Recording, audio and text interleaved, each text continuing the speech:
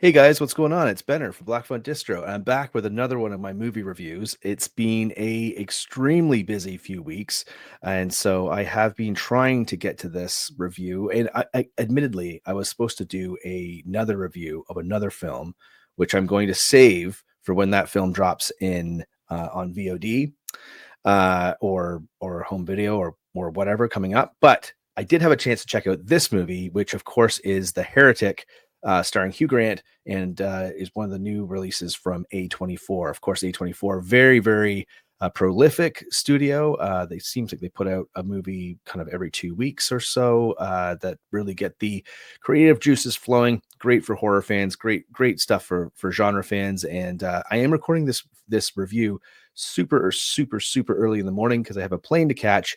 But I wanted to rattle this one off just because I do feel like it is one worth checking out. Now, of course, it stars Hugh Grant, as you can see from the background that I have up there with his menacing hand. And I love that Hugh Grant is actually transitioning in this part of his career into like more creepy characters, more edgier characters, and he's kind of ditched the whole, suave, debonair, romantic English guy, and he's moving into the kind of these roles that are just way more interesting for him as an actor. And I think that kind of plays into, of course, he had that really small cameo in Glass Onion, which I thought was pretty funny. But he also was in The Gentleman, Guy Ritchie's one of Guy Ritchie's previous films, where he really did play a sort of a guy. Could you trust him? Could you not trust him? You weren't sure. So he kind of is sort of walking this like this line of villains that have just some extra components to them, which is really interesting, especially at this part of his career. I can't wait to see what comes next. And I really do feel like this is an extension of his own personality right now, because if you've seen any of the clips on red carpets or at premieres, he is very sarcastic with his answers right now. He's very flippant. And listen, I'm here for it. And look, there is a little bit of scenery chewing here in this film from Hugh Grant, but for the most part, I think it really works.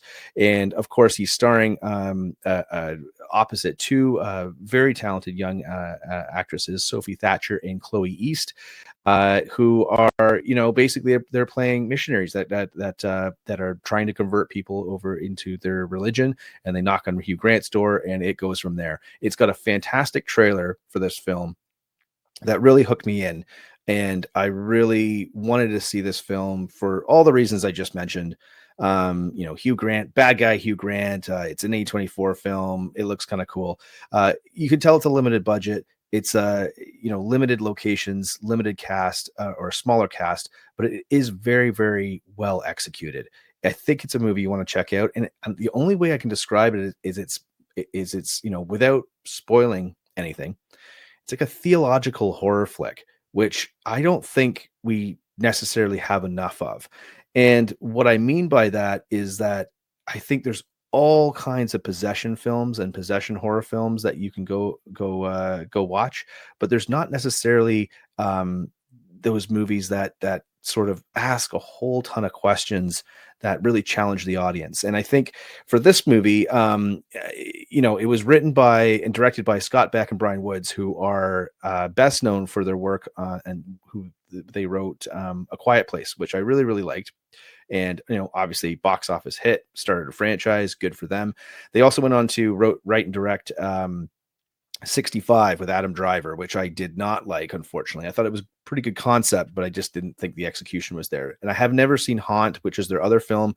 Admittedly, haven't seen that one, so I gotta hold back on my criticism on that. So I was a little like, I didn't really know what I was going to get with this film. Now, I gotta say, going back to the trailer, excellent trailer. And why I like this trailer even more now is because horror movies recently, or I guess just films in general, have been kind of guilty of just saying, hey, we'll just go grab a film, or we've got this new film that's coming out, we'll just go grab some song from the 50s or the 60s or the 70s or the 80s or the 90s or whatever. We'll slow it down, we'll kind of have a lyrical tie-in to the characters, or a little lyrical tie-in to the name of the movie or whatever, and that's it. There's our trailer music. This movie does that in the trailer, but it is a song that is featured in the film predominantly and ties into the plot as well, which I thought was very, very effective. And also, I appreciate the fact that it was still tied together with the marketing of the film. And that is always something near and dear to my heart. Now, that song in question, not to digress too much, is The Hollies, which is a song called The Air That I Breathe, which is a very, very famous song. Uh, I've always liked that song, but you just hear it on oldie stations and you don't really, I didn't have it in my collection. And as you know, I collect CDs, I collect records, I collect all kinds of forms of physical media, and I didn't have really any Hollies in my collection. So went out my local record shop, bought this double disc CD with by the Hollies, and let me tell you, they are not a one hit wonder as you would assume. And I gotta say, as just I gotta be honest, and I have to tell you guys this, but Long Cool Woman in a Black Dress is a Holly song. And I think for the better part of maybe 25, maybe even 30 years, I had always assumed that that was a Creedence Clearwater Revival song. I always thought it was CCR. I never thought it was the Hollies. Guess what? It's the Hollies. So I stand corrected. So they've got a ton of great songs, but I don't want to digress too much. I'm going to throw the song down here so you can check it out. And I'll throw the trailer over there at the end of the video. Make sure you check both of those out. But it's a song that it's an earworm of a tune, and I couldn't stop wanting to listen to it. So after this movie, I was listening to it on my streaming service, listening to it on YouTube. I had to go out and buy the record or a CD for my collection. And I've been listening to the Hollies basically nonstop because of this film. So thank you, A24. Thank you, Hugh Grant. And I guess I've got to thank the filmmakers, Scott Beck and Brian Woods, for introducing me or reintroducing me to the Hollies and letting me check out all those super cool songs. So anyway, back to the movie. This flick is it gets my recommendation. Go and watch it if you can. And I think it does challenge the audience a lot. And what I mean by that is, like, I love movies that put you in the situation that the characters are in. So you meet these characters, you're maybe not too sure of them, you don't know them that well, but they're in this kind of predicament and you're there with them. And I love when movies kind of challenge the audience in a way that you start thinking of things that the characters end up doing, and therefore you sort of start to diminish the number of solutions that they have at their disposal to get out of the situation that they're in. I love movies like that, and this one it's not without its flaws, but I think it does. It gets more things right than it gets wrong. I think halfway through this film, I was sitting there and I was really like, man, like, I actually don't know where this is going. I really don't know where this is going. And I think that that's worth the price of admission right there. The ending stuck with me as well.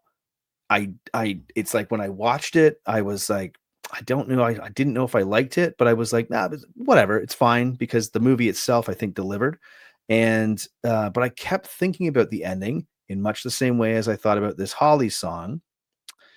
And I gotta say, I think I dig it. I think it links things together in a way that I don't think you realize the first time you watch it, or the first time you see it and kind of ingest it into your brain. But I think it sits with you. And I couldn't help but think about this film, throughout the week after I saw it. And that's why I kind of bumped it up in the schedule here. And I wanted to review it now, until I forgot about all the stuff I wanted to say about it. So The Heretic, go and check it out. It's on Blu-ray, available at, if you buy stuff off Amazon, sure, but try and go and support your local movie shop or your local record shop or whoever sells movies that you can get your hands on. And of course, listen, if you want to go check out some good tunes as well, I highly recommend my Benner personal recommendation, The Hollies. Make sure you check those guys out too, because hey, listen, a good tune is a good tune is a good tune. And you should always be on the lookout for those. Now, thanks again for tuning in to This is Benner from Black Fawn Distro. This is one of my movie reviews, of course, hence the name of the show. And we've got lots of other good content out on our platform or on our channel on YouTube. Of course, if you dug this video, please don't forget to like this video, share this video, subscribe, hit the bell, do all that fun stuff down below. And of course, you can follow us on Instagram at Black Fawn Distro. And until next time, we'll see you soon, and keep watching movies. Let me know what you're checking out, and I will get to another movie review as soon as possible. Thanks again, guys. Talk to you soon.